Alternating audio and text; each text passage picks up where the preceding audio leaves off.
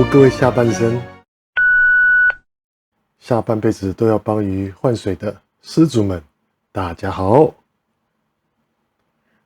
那今天这支影片呢，非同小可，我们要来一场横跨千古、贯穿东西方的鱼类竞技交配与圈养史。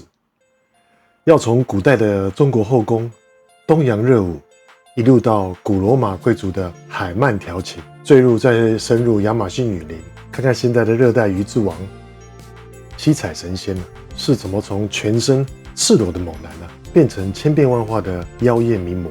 请大家准备好你的卫生纸，不要乱想，是擦你的口水，还有鱼缸漏出来的水。订阅、按赞点下去，我们出发。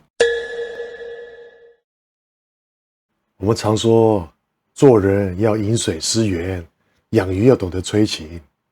没有这一句话。那我们美丽的观赏鱼是从什么时候开始的呢？答案是，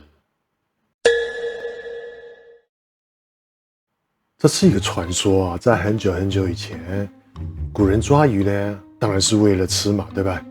那有一天呢，有一位古代美女，她拥有现代美女的审美标准，身材是36D 28，不好意思，偏题了。有一天她在河边洗澡了，抓到了一条野生鲫鱼。一般的鲫鱼都是灰不溜丢的，但这只不一样，它全身散发着红黄色的光泽。这人一看哇靠，这只鱼长得这么妖艳，吃了会不会中毒？算了，先养在后院好了。那这个呢，就是金鱼和鲤鱼的始祖了。到了宋朝呢，皇帝更享受，皇宫里直接盖着专属的明堂鱼王池，每天退潮之后，皇帝不去后宫佳丽，反而蹲在池子里面看鱼啊。古人养鱼只能俯视，那时候哪里来的玻璃鱼缸呢？大家都是用大陶盆大瓦罐所以古人看鱼是从上往下看，看着那些金鱼的大屁股扭啊扭，扭啊扭的，那个摇曳的尾鳍就是水中的东洋热舞古代人没有3层过滤也没有沉水马达，是怎么把鱼养活的？全靠4个字：天然绿水。古人会把水晒得很足让里面长满丰富的微藻。当鱼大便的时候，微藻就会把毒素消化。然后呢，古人每天就拿个小瓢子，在缸底通马桶，把鱼粪捞出来。当东方人在后院看金鱼摇屁股的时候呢，那西方人在干什么呢？那西方人口味更重了，他们的代名词就是林北五级我想随时吃新鲜的。在古罗马时期那些土豪贵妇会在海边盖巨大的海水鱼池，里面不养别的，就是养他们最爱的滑溜溜、黏哒哒的海鳗。当时有些变态的贵族甚至帮心爱的海鳗戴上什么镶宝石的首饰，主人一走过去海鳗就会游过来吃主人手上的饲料。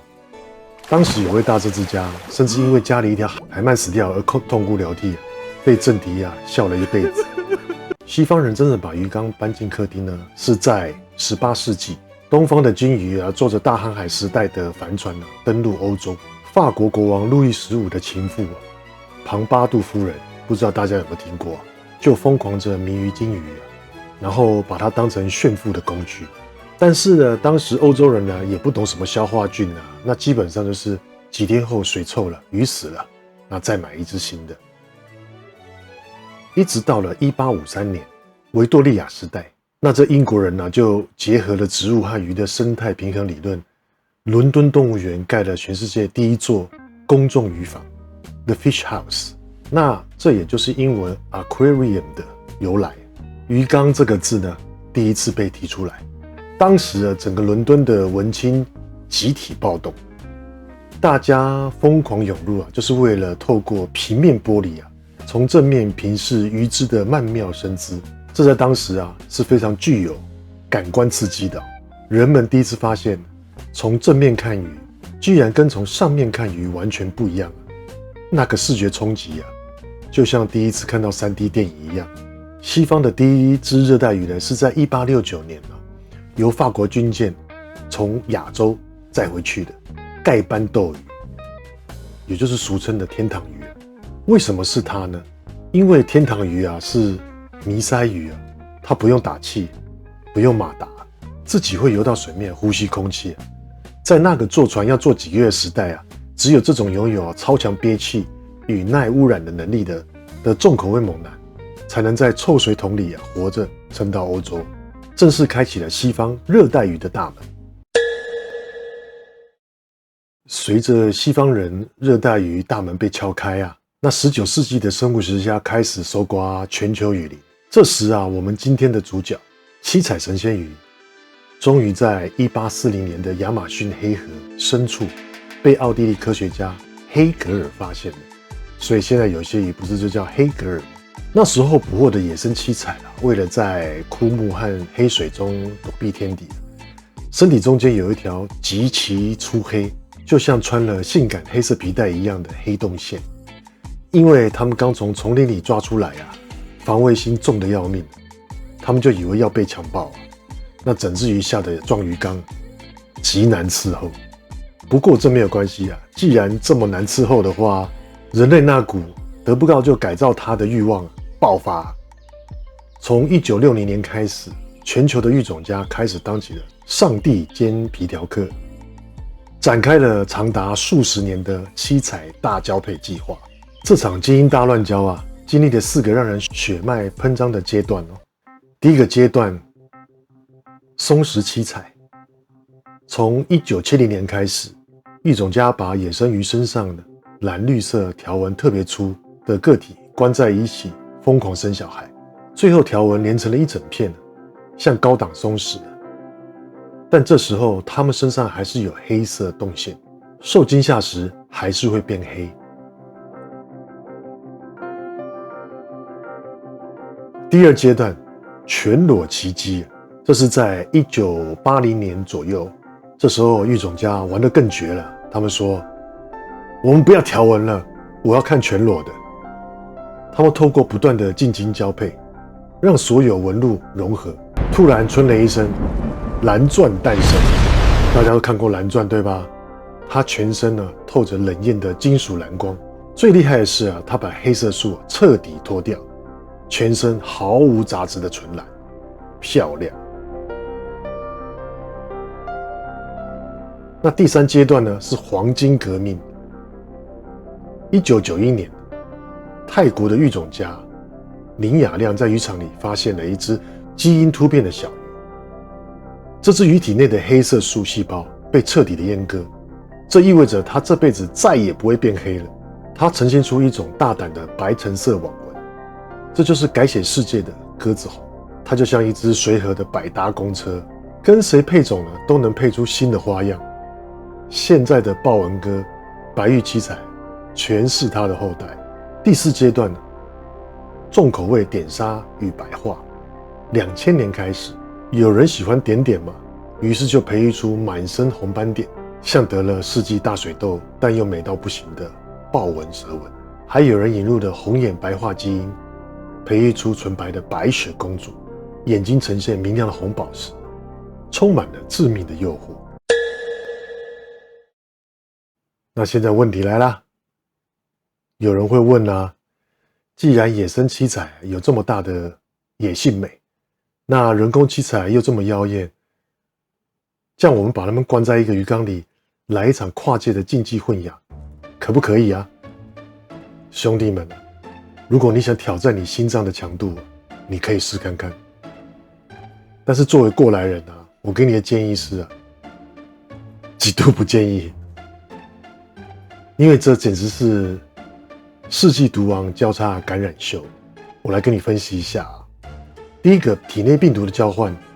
野生七彩是在亚马逊河长大的野外泰山，它身体里带着无数与生俱来的原生寄生虫，但它早就免疫了。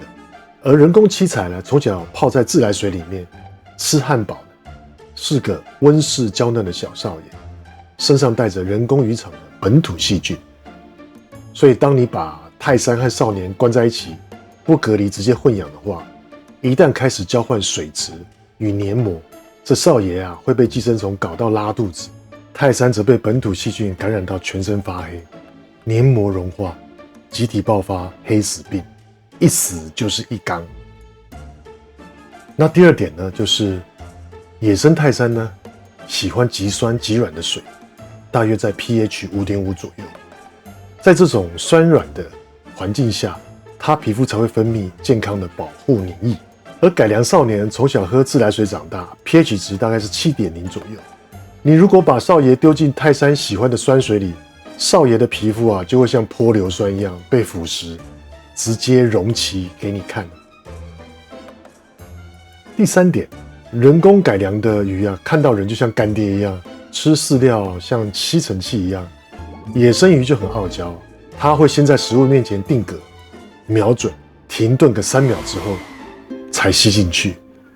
混养的结果就是啊，改良鱼啊肥得像猪一样，那野生鱼啊瘦得像猴一样，最后野生鱼啊直接气到得厌食症。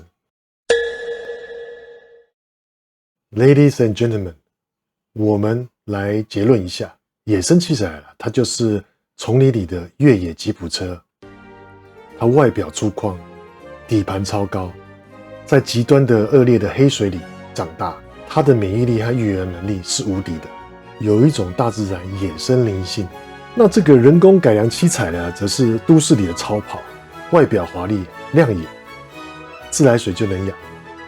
但缺点就是啊，近亲繁殖导致免疫力比较差，而且它们很多啊都忘记了母性，常常兴奋到把自己的卵当零食吃掉了。所以我们看到有一些玩家，他把已经成对而且生过小孩子的七彩呢，他们把新婚夫妻的卵呢，交给那些已经有生过卵、带过小孩的夫妻抚养。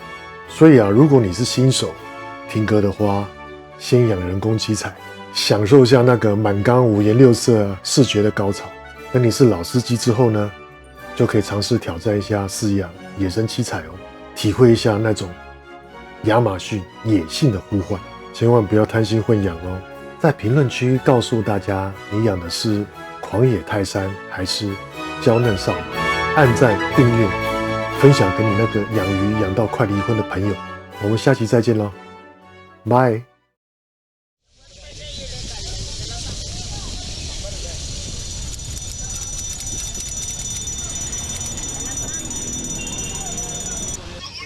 这让我想起之前的一个经验，我们都看过很多影片，在印度感觉起来他们的食物都非常的不注重卫生，那不干净，对吧？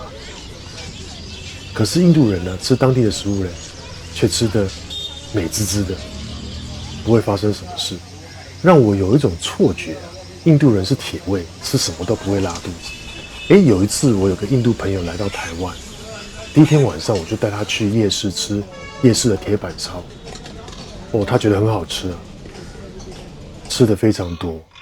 第二天呢，我就看他满脸愁容的来到公司，我问他为什么，他说他昨天拉了一晚上。我说为什么？他说可能是那铁板烧太辣了吧。No， 不是啊，这就是即使印度人他的胃再怎么强，他也无法抵挡这个本土的细菌和病菌。